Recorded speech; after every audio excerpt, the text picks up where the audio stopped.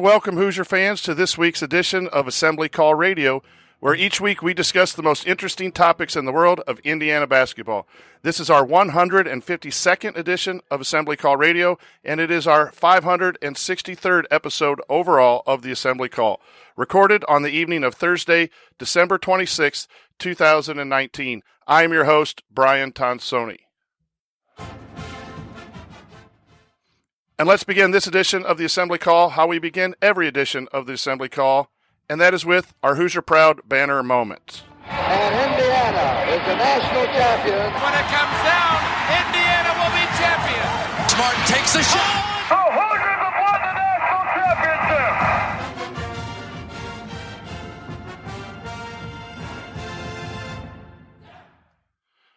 The Crossroads Classics is held every year in Indianapolis, and recently it seems that the games that IU play in involve a big lead, a comeback, and an exciting finish. Well, this year was no different.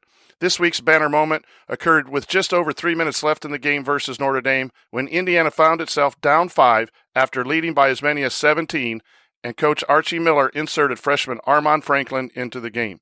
Franklin and Trace Jackson Davis, two freshmen, took over on both ends of the floor to secure an Indiana victory.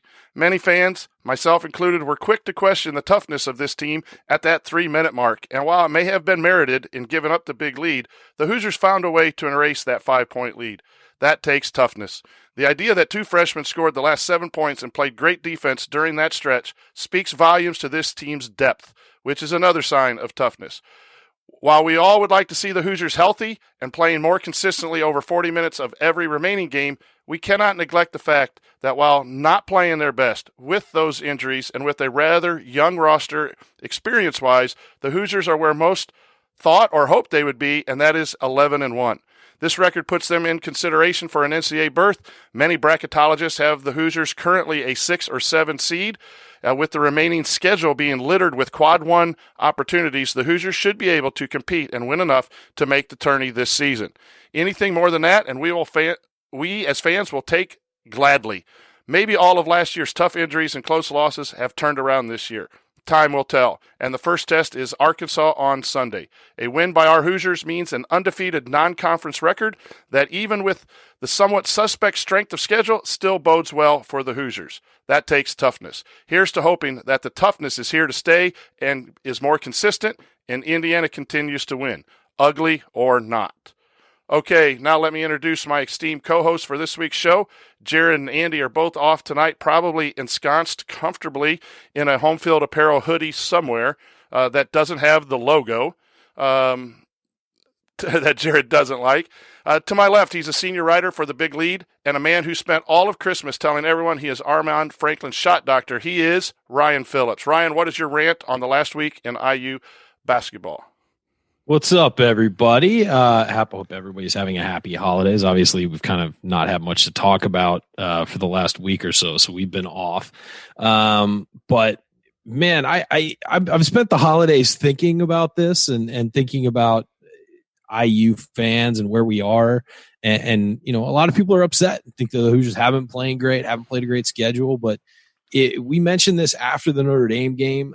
Indiana's 11-1 right now. Yeah, they played a weak schedule, but they didn't stub their toe in any of those games as part of the weak schedule, which a lot of other teams did, and nationally, not just in the Big Ten or you know, in Indiana. And you look at it, and they've played some tight games, and they've been managed to hold on in those tight games, and maybe they've blown some leads, but you know, as they did against Notre Dame, but they managed to find a way to win, and that's honestly the most important part of playing basketball is finding ways to win games. And it's more about winning games than necessarily winning pretty or looking good. It's about winning games. And that win against Notre Dame showed that they got down 5 points. It wasn't like they got down by 1. They gave up a 17-point lead, got down 5, and in the last few minutes still figured out a way to win that game, which, by the way, when they were down 5, I threw in the towel. I said, this is over. There's no way they're coming back. The momentum is completely against them. They're down a couple possessions. They were down 5, and Notre Dame had the ball and managed to come back and win. Really impressive that they were able to do that. Again, you don't want to blow that 17-point lead, just like you don't want to go to overtime against Nebraska. but finding a way to win is the most important trait a team can have. And so as we head to this Arkansas game and then have to go at Maryland, some tough, it's a tough road coming up. A couple of weeks, you got Ohio State and some really tough roads there for Indiana, some tough matchups. But we know from this start that this team has figured out how to win games. Hopefully, as everybody rounds into health, their backcourt's still kind of banged up. As everybody rounds into health, maybe this is a team that just has a knack for finding ways to find victory. We hope that's the case. We hope this isn't the team that went in Wisconsin and got run out of the building. And really, we'll find out over the next few weeks what kind of team this is and what kind of season this is going to be. And to my right, he's one of the ringleaders of the Chatmob and the host of the new show, Hoosier Morning After. He also has a more intimidating last name than you do. He is Chad Schwarzkopf. Chad, what are your opening thoughts on the last week in IU basketball? Well, it's been a fun week. It's been great for the guys to have time off. Again, happy holidays, like Ryan said to everyone out there. Those that are watching on YouTube and everything can see I'm not in my usual surroundings. I'm in my parents' house, and this afternoon I was getting some work done on the computer, and the internet was going in and out for me. So I was able to get it back on and get done what I needed to. While it wasn't as fast as I'd like to get the work done, I did. But that kind of obviously kind of parallels where this team has been. These recent games, we've had a few moments where things have run smoothly. They've been, but there has been some connection issues at times with this team. Also, like the team, I can't really point to what's going on with their internet. This team, it's very complicated like that as well, and we'll get that figured out. But for me, for now, I'll just kind of stick to cautionary optimism with this team. And this internet. So we'll see if I am able to stay connected and on this show tonight. But I think with this team, the ups and downs, it's what it is to be an IU basketball fan, to accept the good, the bad, and the frustration and the high blood pressure all together. Okay, so here's what we're going to talk about this week. Obviously, Indiana defeating Notre Dame in the Crossroads Classic, and Indiana is 11-1, and more importantly, 3-0 versus its top non-conference opponents. With the Arkansas game left to play, we're going to talk about Rob Finney, Devontae Green, Deron Davis, Jerome Hunter. All have played less than they were expected for a variety of reasons. What we thought of at preseason. So how is Indiana still 11-1, and where will they be when and if these players get back to where they are expected to be? And then we'll answer your questions. All of that coming up this week on Assembly Call Radio. First, let's talk about tickets. You have a lot of options when it comes to where you get your sports tickets, and this is not an industry that is known for its growth and innovation or for being customer friendly. But with millions of live event tickets and a price match guarantee, SeatGeek proves that there is a better way. They built the fastest way to find tickets so that you can stop searching for the perfect seat and instead start enjoying it. Just look at the App Store. SeatGeek has over 50,000 five-star reviews, and the reason is because they deliver a better process for buying tickets. SeatGeek pulls together millions of tickets from all over the web, and they rate each deal on a scale of 1 to 10, with a color-coded system to show the value. Green dots mean good deals, red dots are overpriced. Then SeatGeek displays the tickets on an interactive seat map so you can see right where they are. After every purchase, and every purchase is fully guaranteed, so you can shop for tickets with confidence. I have SeatGeek app on my phone because it's by far the fastest and easiest way to find tickets. Currently been looking for games on Sundays, especially the Arkansas game coming up. I might be in Assembly Hall for that. If I do, it's because of SeatGeek. And best of all, SeatGeek will even give you $10 off your first SeatGeek purchase. All you need to do is use our promo code. So download the SeatGeek app today and use promo code ASSEMBLY for $10 off on your first purchase. That's promo code ASSEMBLY for $10 off on your first purchase. And the Hoosier headlines. Are we optimistic or pessimistic about the season so far, given the fact that Indiana is 11-1? And Ryan, I'll throw it to you.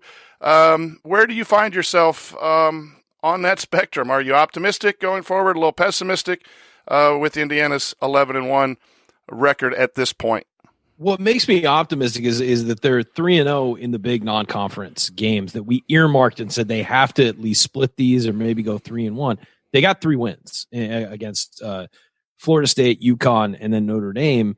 And then you've got Arkansas, of course, this weekend, a home game, a real chance to pay them back for what happened last year at Arkansas and also to move 4-0 in those bigger non-conference games. That'll be a big win for Indiana. Arkansas, I believe they're in the mid-30s in Ken Palm, so that'd be a big win for them. It'd be the second best team they've beaten aside from Florida State. So obviously the Wisconsin game looms, and you're just like, oh, that was so discouraging. And I remember how we felt after that, and people talking about, oh, they were 8-0 heading in. They'd just come off that big win against Florida State, and where you started to feel really good about the team and the way they could perform on the big stage against a good team.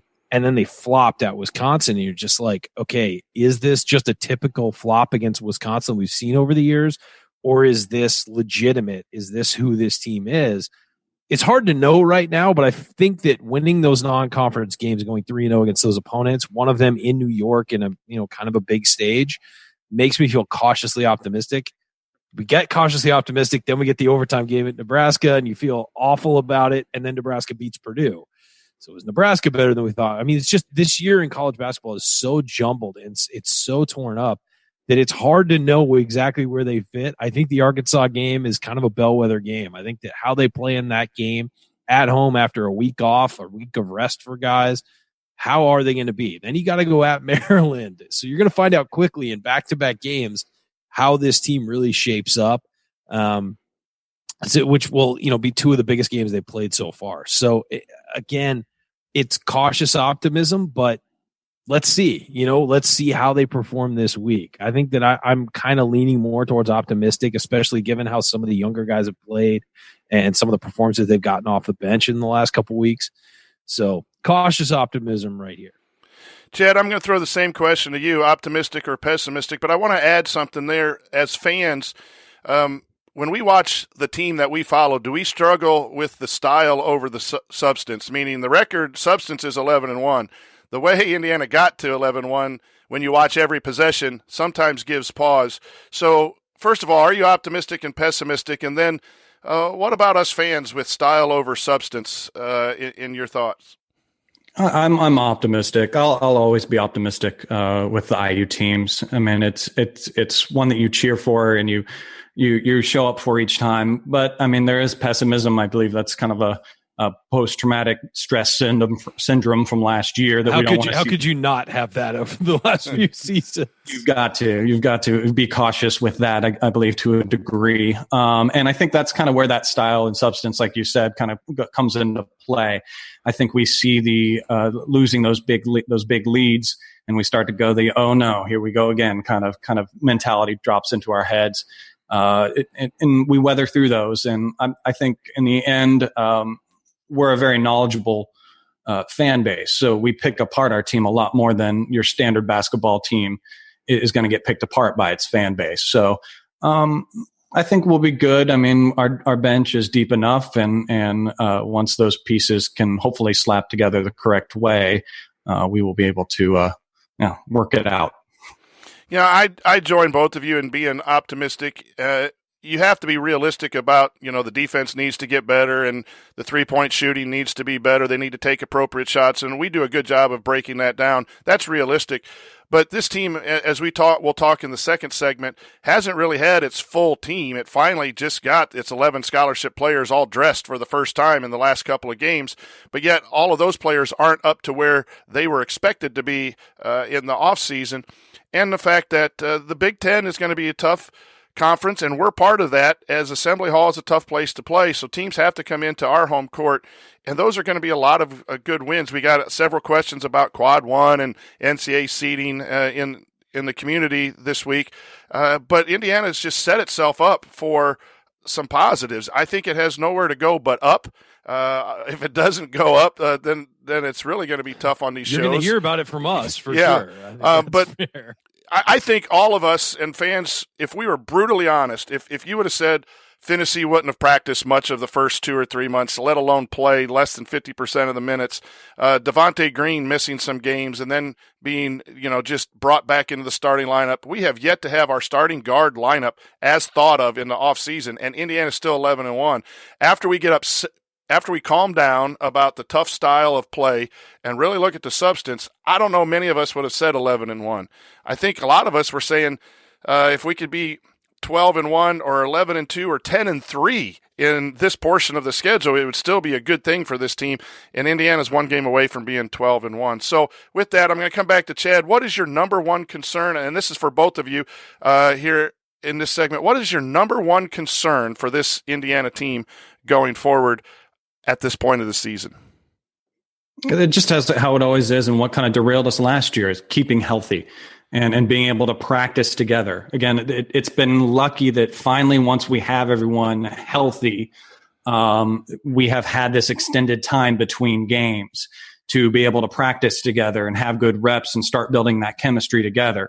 That's why I think, like Ryan said in the last little segment, this next game coming up is going to be very big about setting the pace, setting things up, and seeing a real improvement as we've had this time to practice together. Ryan, your number one concern for this team? It's keeping the guards healthy, I think, and making it so Armand Franklin can shine off the bench instead of having to play starters minutes. You know, I mean, regardless of how well he plays, he's a freshman. You don't want a freshman taking 30 minutes or 25 minutes a game. And you want him to be able to step in a game like he did at Notre Dame and shine, as opposed to having to be relied upon for huge minutes. I think that getting Rob Finney back to 100%, obviously he did not play very well in that Notre Dame game because, I mean, he's going to be up and down until he's, his health is at a regular spot for him. Devontae Green, consistency. So I just think it's consistency and health out of that backcourt. Obviously, Devontae's been dealing with a nagging Achilles injury as well. I mean, just when you want some good news about your backcourt, Rob Finney comes back, and it turns out that Devontae's a little banged up, and Rob's still not full go. And Al Durham, again, consistency. He's got to find some consistency from the outside with his shot. He's shooting about 39%, but it feels like he shoots really well one game and then really poorly the next. And you just want to see that consistency so you know what to rely upon. And you can say, okay, Rob's going to hit maybe 2-3 threes in this game. We know that. Let's just find those when we can, instead of he's going to hit 5 in one game and none in the next 2. And just finding that consistency, finding consistency defensively out of those guys, everything that has to do with the backcourt. I think the front court, all in all, has been outstanding this year. It may not be the same guys every week, but you're going to get some tough, hard-nosed defense. You're going to get some tough buckets on the inside, mostly from Trace Jackson-Davis. But the other guys will chip in and help out. And so it's really about finding consistency and health for that backcourt. For me, number one concern is defensively. I really appreciate good defense as a coach. I think you win a lot of games defensively. Still wanting to see the big lineup be able to guard a multitude of different lineups. We'll see that with Arkansas and their mainly 4-guard lineup. Even though that gives Indiana some advantages on the offensive end, can this team move up the Ken Pom rankings, and can it just play better all-around defense more consistently for 40 minutes? I think if that can happen, then I think Indiana is going to be okay and compete for a lot of wins in the Big Ten. So, okay, coming up, we're going to talk about the returning players who have battled injuries, played less minutes than expected. What can we expect from these guys moving forward? Stick with us here on the Assembly Call.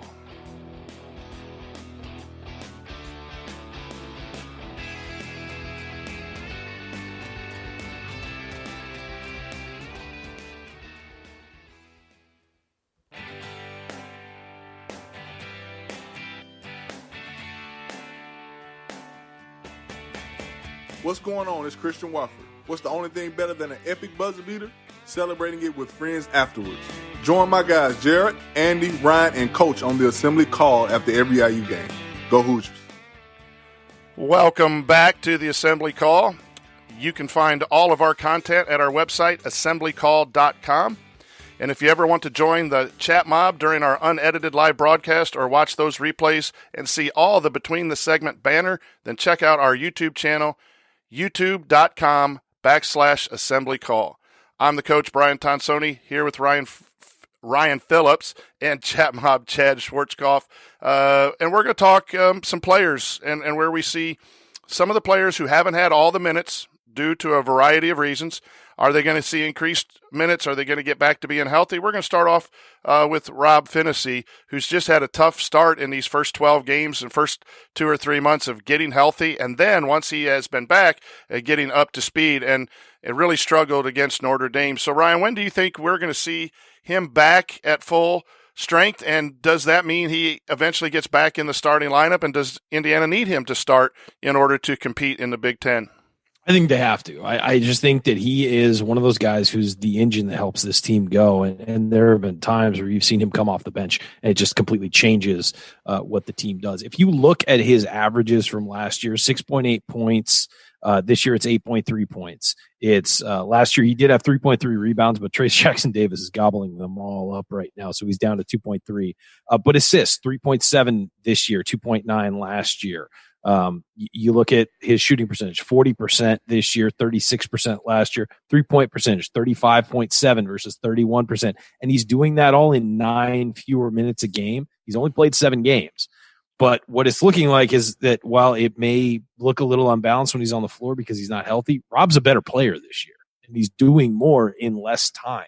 So, and obviously the team's relying on him more as well. So it's a different dynamic. Romeo Langford isn't there on the perimeter to take most of the load away from him. So you've got a guy who is ostensibly a better player this year. He's playing fewer minutes. He's only played in 7 games of the 12, but at the same time, he's a guy who clearly has improved and can be better.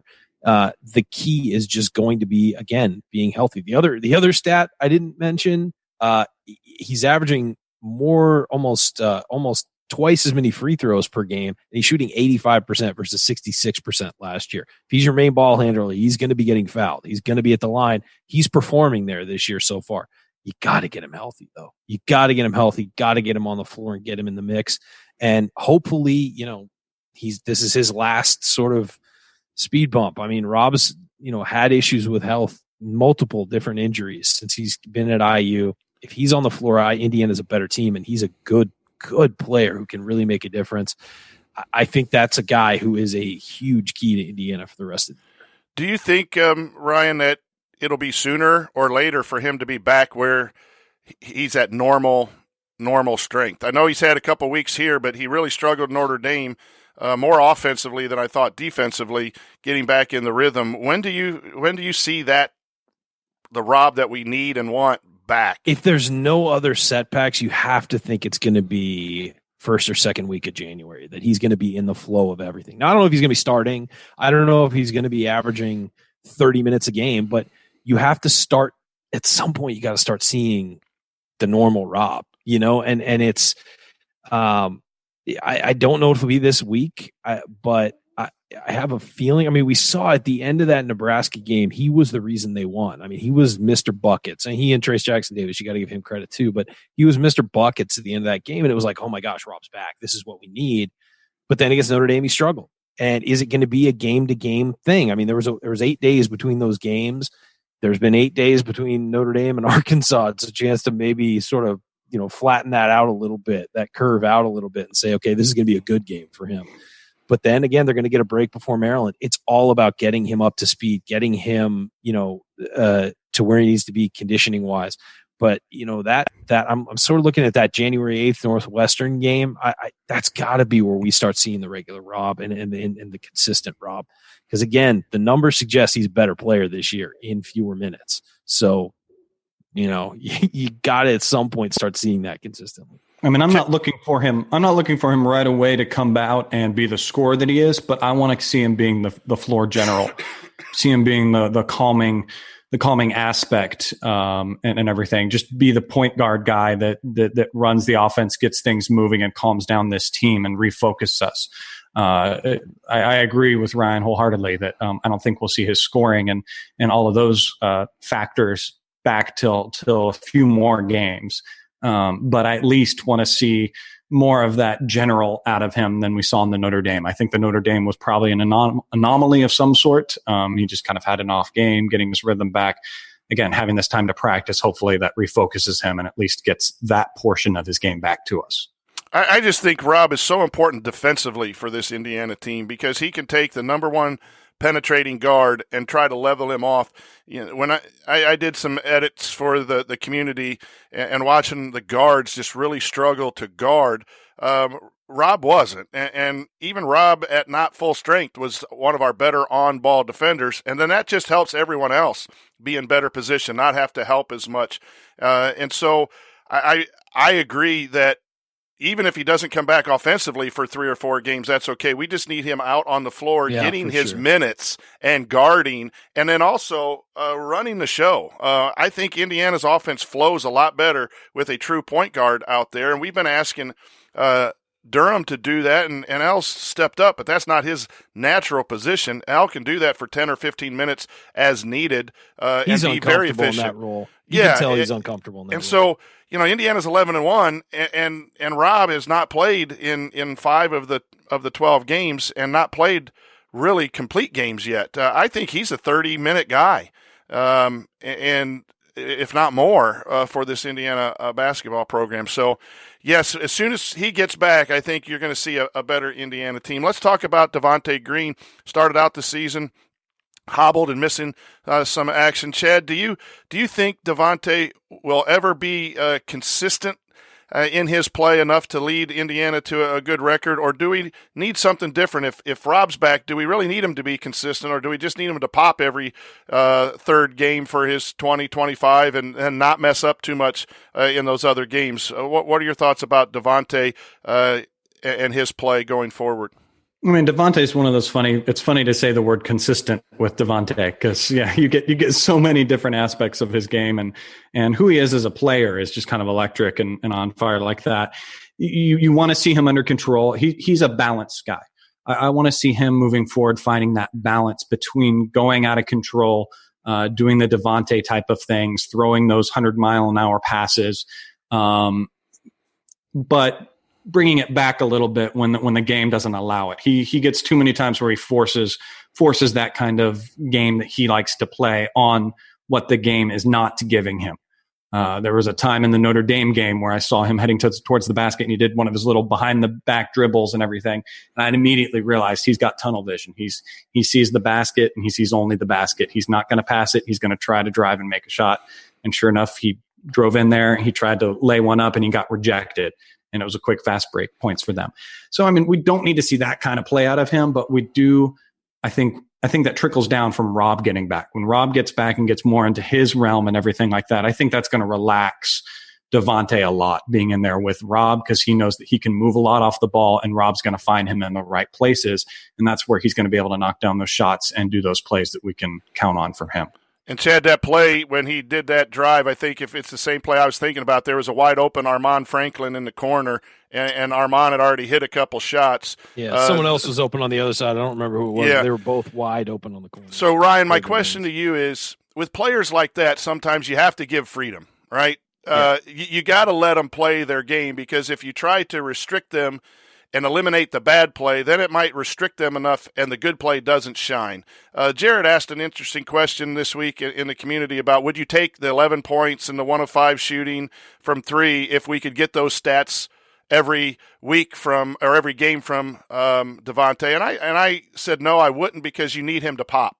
And then if Finney's you need back, a Florida State performance. Yeah, at some point, you need that every once in a while in a big game to push Indiana over. And if Rob gets back, then you have some flexibility with the way Armand's playing, and you could play some other people if he's having one of his Devontae games in the negative. But what do you think about Devontae going forward? Is he going to improve, or is this what we have, and we just got to hope we have the hot Devontae more than the cold Devontae? Well, one thing that's way better about Devontae this year is his shooting percentage inside the three-point line. He's up to 45% from the field. Last year he was 40.2. The year before that, 36.4. He's become a better driver, and you see him using that floater a little bit, sometimes getting all the way to the rim and finishing. It's not consistent, sadly, but we are seeing that better. His three-point percentage, I mean, even with a couple of stretch of really bad games, he's still at 40%, which is fine. Last year he was a 41% shooter. You'd like him to be a little better, especially on some of those step-in, catch and shoot opportunities. But he's also a guy like Rob Finney, who his numbers have improved this year in fewer minutes, probably, again, because Romeo Langford isn't there dominating everything on the perimeter. He's averaging 12.3 points, which is 3 more than last year, and he's playing a minute less per game. It's, again, it's the fact that these guys are developing and getting better. And it may not seem like it from the outside, but when you look inside the numbers, they are developing and getting better.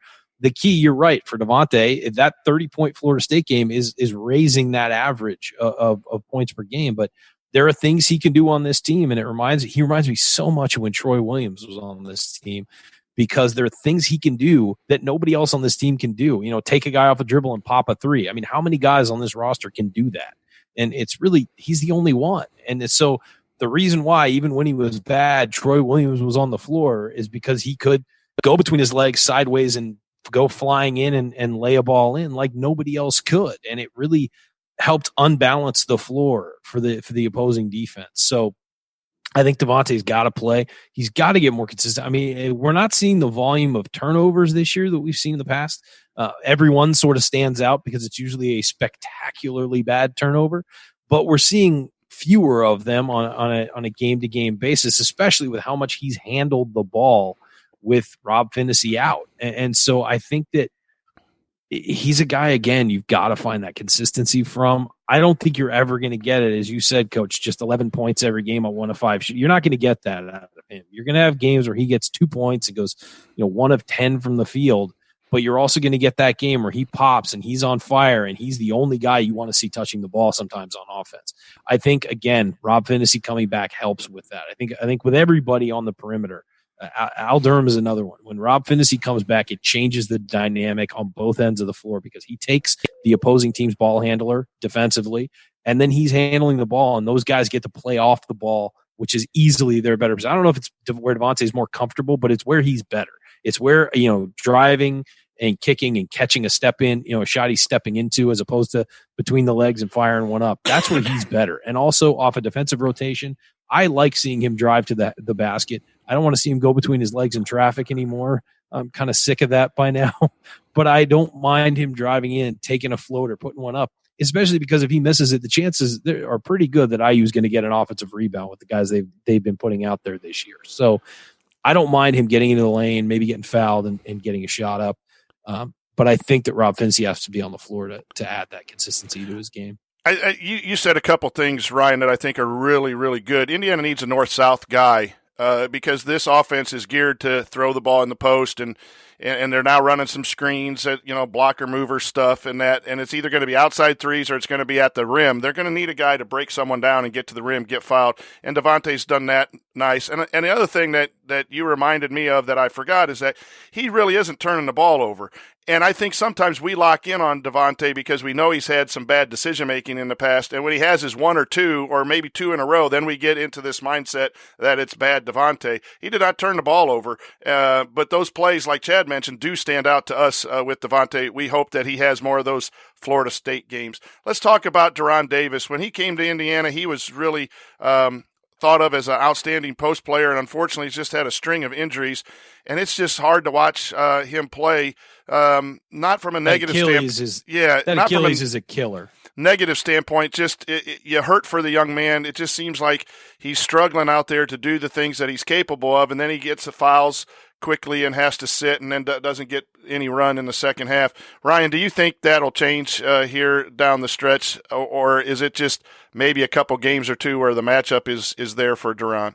Given what we saw last season and this season, it's really hard for me to see a major change in De'Ron coming.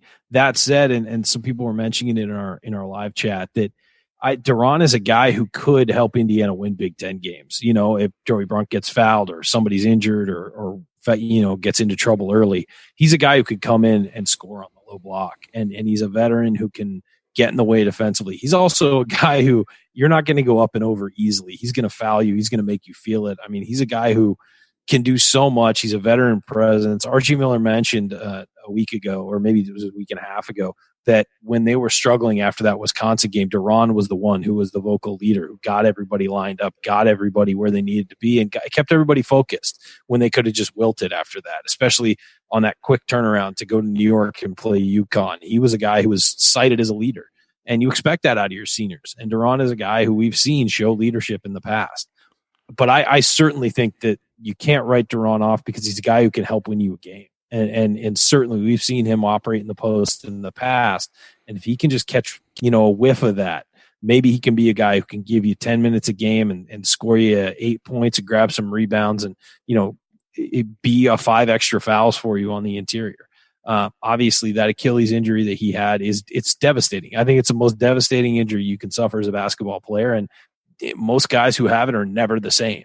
They might be able to still play, but they're not the same. It's just you lose lift from one of your legs completely, and you lose the ability to sprint. You lose short area quickness and things like that. You saw it with a guy like Kobe Bryant had never let an injury bother him in his career, and he got it as he was getting older, and he was never the same ever. And we're going to see what happens with Kevin Durant, another guy who suffered a devastating Achilles injury. So it's just one of those that, since I was a kid, people said, if you have that Achilles injury, you're never going to be the same. So expecting, Duran to be a 20-minute player who's going to get you 10-7 or something like that is probably foolish. But I think he can help Indiana win some games this year. And so you got to keep him in the rotation. You got to keep him playing, and he's got to try and stay out of foul trouble. That's the big thing, because when he gets 2 fouls early, it appears Archie goes other ways and doesn't go back to him. I don't see him being anything more than 10th or 11th off the bench, and matchup wise, just based on where he is playing at this point. I wish that were different, because I thought when he got back in last year, he really did some nice things. Chad, I'm going to change it up here a little bit as segment 2 is starting to wind down a little bit. And Jerome Hunter, we're going to talk about him because he sat out all last year, and then the mystery was whether he was going to play. And then once he was said to be cleared, everyone was thinking about his ranking as a recruit and his offensive abilities. And it's been a little bit of a slow growth for Jerome in the first 12 games. Where do you see Jerome Hunter the rest of the season, and what kind of impact will he have for the Indiana Hoosiers? He's one of those guys that you can tell he's just one click away from finding that rhythm finally. He looks like he's so close defensively. He's playing pretty well. He's staying with his guy. As a guy that's been out for so long, who's been watching practice, it's good at least to see that he's up to speed on that side, so he's at least not falling off and losing a lot of playing time for that reason. But on his offensive side, he has great vision. He's got a good shot. It's been looking pretty good. It's just an inch from going in. It's so close from going in. I think he's a guy that once that clicks over, that confidence, he'll get that final last tick of confidence that he needs.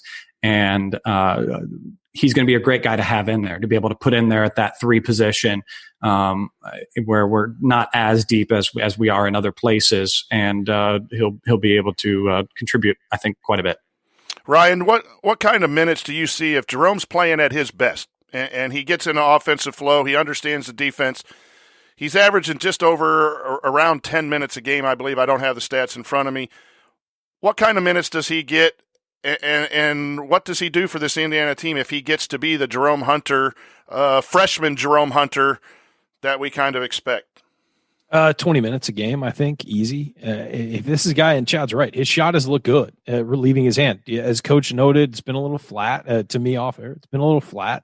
But his release is fine. He squares up. He's fine. But it's those little millimeters off your finger when you're not sure if you should be shooting it and you don't feel confident. It's that split second on your release where you maybe hold it a little longer or shoot it a little fast or whatever. That can be the difference. When that ball is rotating that fast, that can be the difference between a make and a miss. He's had some go in and out. He's had some, just clang off the back iron, missing it by just an inch. Once he starts to see some go down and has that, confidence build, I agree with Chad. I think this is a guy who can really hit some outside shots. I also think that it's been really encouraging from him to see him scoring on the interior. He had a nice bucket against Notre Dame where I thought he got fouled and finished at the rim off a good pass. He's tough. Yeah. And you're starting to see that. And he's starting to see that he can do things for this team, even if he's not hitting outside shots. Posting him up a little more. I think that guy has the instincts around the basket to score. And then his defense has really stepped up. He and Demezy Anderson look worlds better than they did 10 games ago, which is impressive by both of them. They're putting in the work and they're winning defensively. So they're never going to be lights out defenders who shut down the opponent's best player or anything like that. But if they can hold their own on defense, it lets the better defenders play more freely. So, 20 minutes. I could definitely see Jerome playing 20 minutes this year, 20, 25. And in a game where he's on fire, 30 even. But again, as Archie has said, and as we even said before the season, this is basically his true freshman season because it wasn't like he got to be a redshirt last year where you gain strength and get better and working in practice and stuff. He was sidelined. So he's essentially a true freshman. And he's, we got to sort of be patient with him in a way you wouldn't for another redshirt freshman. So those are 4 of your Indiana Hoosiers who have not played all the minutes, a lot of them due to injuries or coming back off of injuries that, if they play up to their capabilities, will bring a lot to the Indiana Hoosiers in the remaining games in the Big Ten and the game against Arkansas. So that was our take. We have some questions coming up in our third segment. We'll answer your questions. So stick around with us here on the Assembly Call.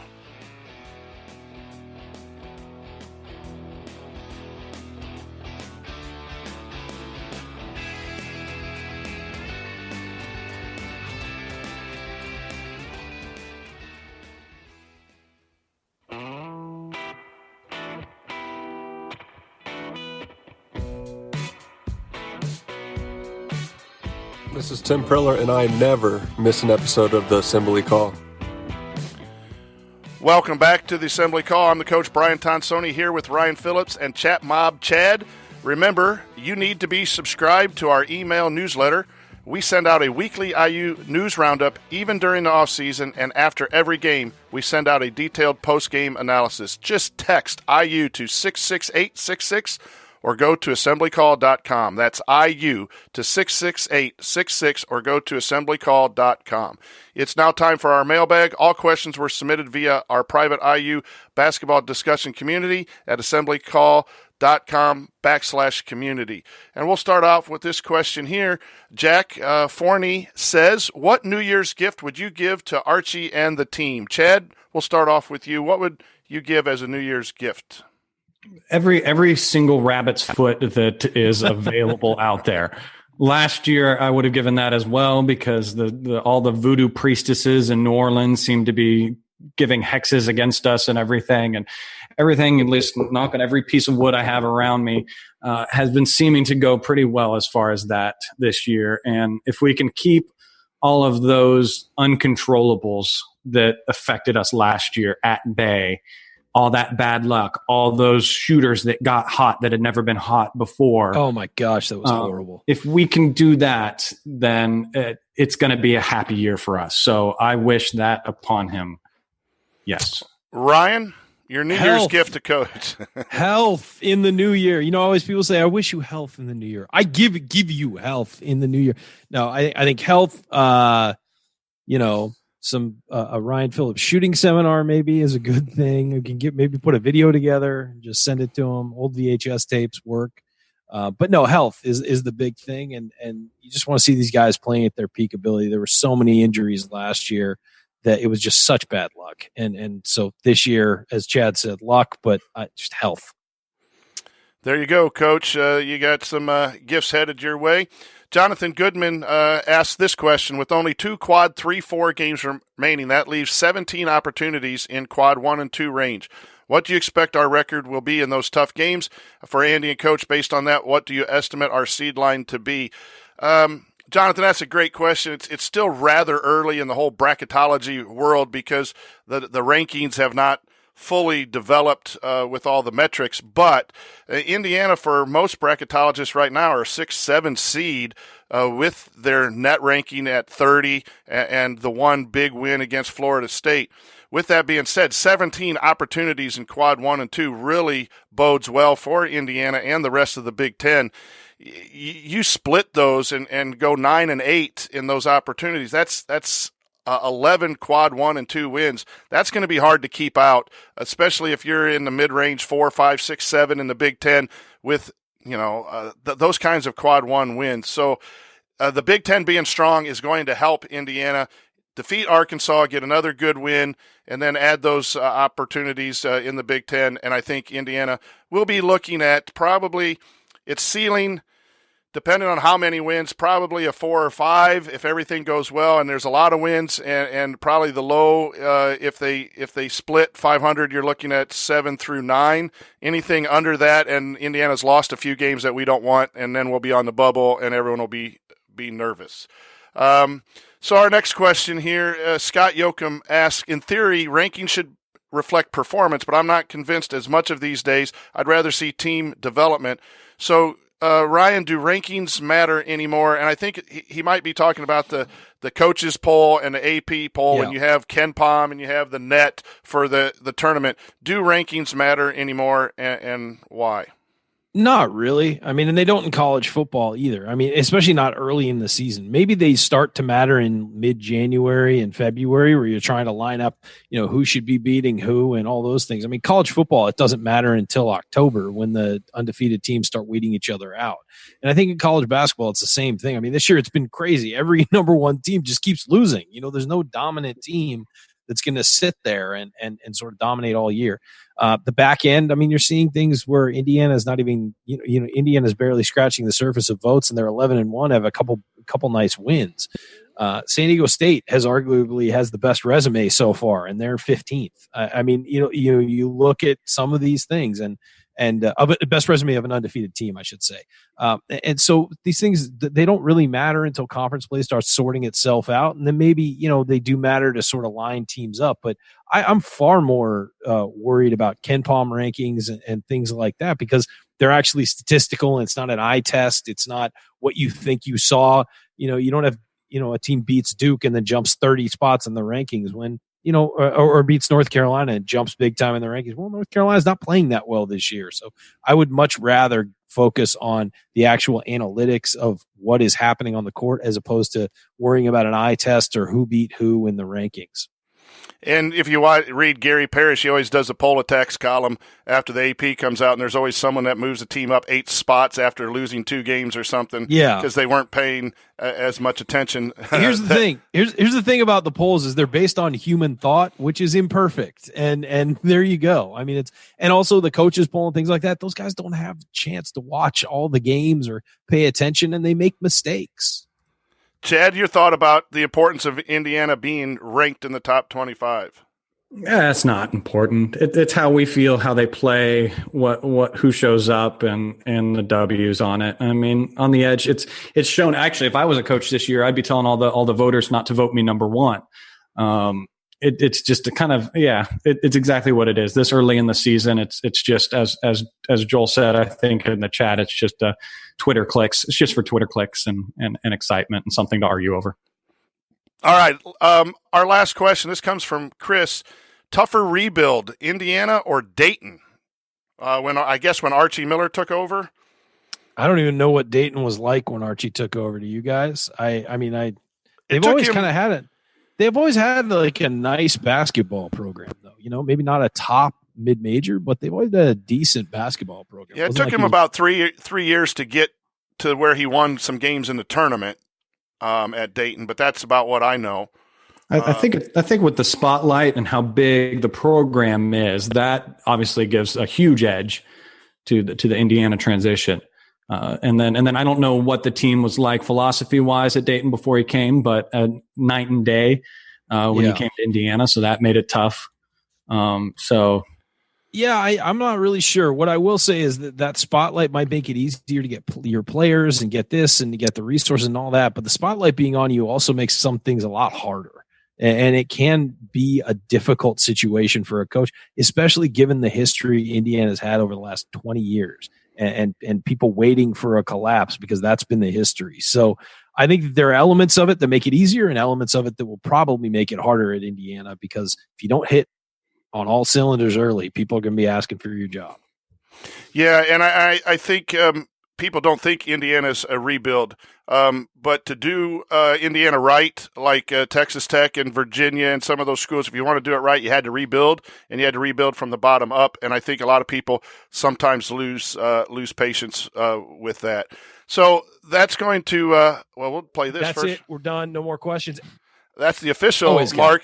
Always got to play that. That'll do it for this week's episode of the Assembly Call. If you want to see us do the show live, join us at assemblycall.com on Thursday nights for the live broadcast of our Assembly Call radio recording. And don't forget to go to assemblycall.com or text IU to 66866 to join our free email newsletter. Special thanks to Bob Thompson for producing most of the music you hear on the show, and thank you for listening. We'll talk to you again next Thursday night. Until then, keep your elbows in and your eyes on the rim, and go Hoosiers.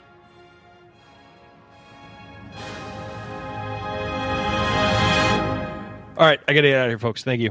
Thank everybody for coming out. And that's a wrap, gentlemen. All right. Good work. Hope everybody had a wonderful holiday. Thank you for tuning in. Always good. And I know, experiencing the new view. Yes. The pretty. It's pretty. I know. Pretty, right? Ryan. See? Now you can actually see what's behind me because the can almost read his diploma. Yeah. Yep. There it is. Parks and Recreation Department. Yeah. It's a certificate. It's not a diploma. I wish that they had told me that my journalism degree would not be worth the paper it's printed on, but they told you that after you graduate, not beforehand. Yeah. So, go IU. I think Indiana's going to do fine against Arkansas on Sunday. I just have a feeling too. They're going to play. I like that matchup. I do. They're not going to be able to guard the 3-point shooting, and they don't shoot very well, but they shoot a lot of them. But I think playing nobody who plays us seems to shoot well, and then they play us. And then the guy will bank one in, and it could go off for 3 or 4. What kind of a crowd do we expect, though? It's always dicey around this time of year because the students aren't back. When the students aren't back, it's always dicey. Well, Andy will be there with his family, so it'll be wild and crazy there. Crazy. But it's a 6 p.m. game? So, 5 o'clock, 6 o'clock, or something. Those usually do better than the earlier games. I saw they play Maryland at noon. That's gonna be awful. My dad's peeking in to say hey. Hey, go Hoosiers! That's awesome. You're not in the basement, are you, Chad? No. Broadcasting from your parents' basement would be that'd be awesome. Nose. I'm back in my old room. In the basement. Is it just the parents' basement or any basement? Because usually it's you're blogging from your mom's basement. Is my No. Oh, funny. I do have the new. By the way, guys, I want to plug. I do have the new Assembly Call hoodie. It is insanely comfortable. Jared sent it to Madeline and I for Christmas, so get it. Nice. It's even I don't know how it's even more comfortable than the Bison hoodie, which I love and have and will remain in my rotation. But this is awesome. Got my old Bison on. Yeah. I'm gonna. Hey, Chatmobbers, if you're gonna be at the bowl game, I'll be there. I'll be at the tailgate beforehand and everything. Come up, say hey. I know Joel's gonna be there. I know he said he was gonna be there. It's January 2nd, right? Yep. Correct. Yeah. 7 o'clock. I get those bowl game dates confused. Yep. Yeah, we got a game the next night on Friday night, so I can't make it down. And you put the bar away for the year anyway. It'd be tough to truck that thing all the way down. Bar's sitting back here somewhere. Yeah, saw it. Yep, and back in the corner. Truck that all the way to Jacksonville. I would, though. That bar gets a lot of play. I get a lot of people stopping by. Anthony Thompson stopped by at an away game tailgate. Nice. Fred Glass has been to the bar. Nice. Chris Lamonis. You gotta do a lot. Yeah, you should start getting people to sign it. And you got to do a lot more social media work with that thing. You just get the Assembly Call login and start doing stuff with it. I got to stay sober. Well, that's true. I don't want to. Yeah. Don't want to. You know what? Let's talk to Amy about that. Let's have Amy do it. I think that's the job for Amy to take over the Assembly Call social media at the tailgate. Can't you ask where the tailgate thing is? The tailgate's like a building that's kind of attached to it. Just look on their website. They're doing an IU tailgate, just a straight IU tailgate? No, they do an IU one, and then 30, 40 minutes later, they do the one for Tennessee, but it's both in the same location. Oh, cool. All right, guys, I got to have some dinner. It's 7 o'clock out here. All righty, thank you, everybody. Appreciate you both. I guess. Appreciate you both. You guys were great. Yeah. Thank you for paying attention, everybody. Have a great rest of your holiday. See you soon. Good work. Thanks, guys. All righty, we'll see you.